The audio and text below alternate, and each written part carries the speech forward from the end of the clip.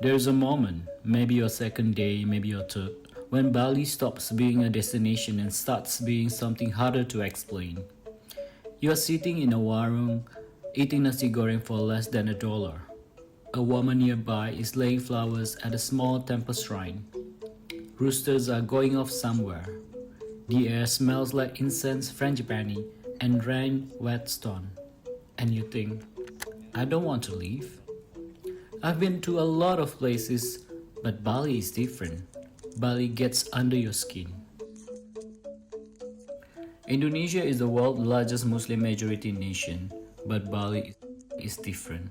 About 87% of Balinese people practice a unique form of Hinduism, one deeply woven with animism traditions, ancestor worship, and an ancient philosophy called Trihita Karana, harmony between humans, nature, and the divine.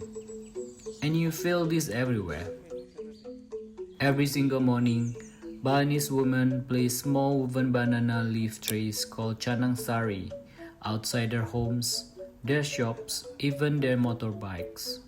Inside each one, flowers, rice, a little incense, an offering, a prayer, a reminder that the ordinary world and the sacred world are not separated. In Bali, spirituality isn't something you go to a building for once a week. It is in the texture of daily life. It's on the sidewalk, it's in the food, it's in how people move through their day with a kind of deliberate gratitude that most of us have completely forgotten. Bali is a small island, about the size of Delaware, but it contains multitudes. Let me break it down. Ubud is the cultural heart, inland, surrounded by jungle and terrace rice paddies. It's where you go for traditional dance, cooking classes, wellness retreats, and that whole eat, pray, love energy. Yes, it's touristy. No, that doesn't make it less beautiful. The Tegalalang rice terraces alone will stop you cold. Get there before 7 a.m. and you'll have them almost to yourself. Seminyak and Canggu are the cool kids' neighborhoods. Great cafes, world-class surf, boutique hotels, rooftop bars. It can feel more Instagram than Indonesia, but it's genuinely fun if that's your vibe. Uluwatu is for the dramatic version of Bali. Cliff-top temples hovering 70 meters above the Indian Ocean. Surfers carving perfect barrels below. Kecak fire dances at sunset with the sea behind the stage. This is the version of Bali that ends up as your phone wallpaper. And then there is the north, quiet, almost forgotten. Black sand beaches, dolphin watching at dawn, almost no one else.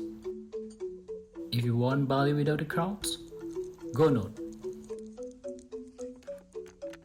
Let's talk about the food, because it's criminally underrated. Balinese food is rich, complex, and deeply spiced. The base of almost everything is a paste called bumbu. Lemongrass, galangal, shallots, chilies, candlenut, turmeric, sometimes 15 or 20 ingredients ground together. It's layered in a way that takes your taste buds a second to catch up. The iconic dish is babi guling, slow roasted suckling pig with cracking skin and tender meat that falls apart. There are warungs that have been doing this the same way for 40 years. Get there before noon, or it's gone. There is nasi campur, sate lilit, fresh fruit you've never tasted in this form before. Rambutan, mangosteen, salak. The best meals cost $2. The best warungs have plastic chairs and no walls. Never skip in a local meal to eat at a hotel, ever. Here's what nobody really prepares you for. You will be invited into things. A ceremony, a family compound, a kitchen. Balinese hospitality isn't a tourism strategy. It's just how people are. You'll feel awkward about it. Go anyway. Be respectful. Wear a sarong and receive it as the gift it is. You'll also be confronted with something a little uncomfortable to contrast. Bali attracts enormous wealth. Five-star infinity pools along families who earn less in a month than a tourist spends in a day. This isn't a reason to avoid Bali, but it's a reason to travel consciously.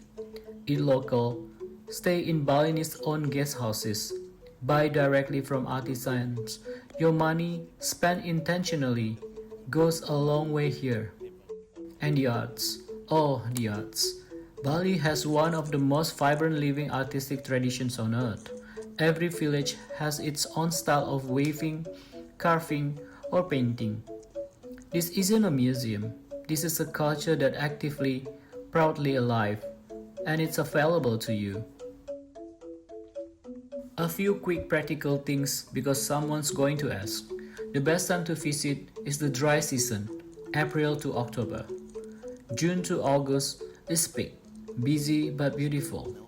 May and September are the sweet spot.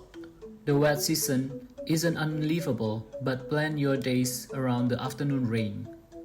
Getting around, hire a driver for day trips. They're affordable. They know everything, and they will change your experience. Scooters are everywhere, but traffic in Canggu is genuinely chaotic. Only ride one if you actually know how. Don't drink the tap water. Carry cash. Bargain at markets, not at restaurants. Dress modestly at temples and learn 2 words of Bahasa Indonesia. Terima kasih. Thank you. I started this video saying Bali gets under your skin. Let me try to say why. Most places we travel to, we consume. We take photos, we check off the list, we leave. Bali does something different. It asks you to slow down, to notice, to receive beauty without immediately packaging it into content. There is a concept in Bali life, ngaya. It means to work or contribute without expectation of reward, to give to the community simply because that's how life should work. You see it in the offerings placed every morning, knowing they will be swept away, in the music played for ceremonies where there is no audience, in the generosity extended to strangers for no particular reason. I don't know how to live like that, but I know that being around people who do change something in me. That's what Bali does. It doesn't just give you a great vacation. It gives you a different idea of what a life could look like.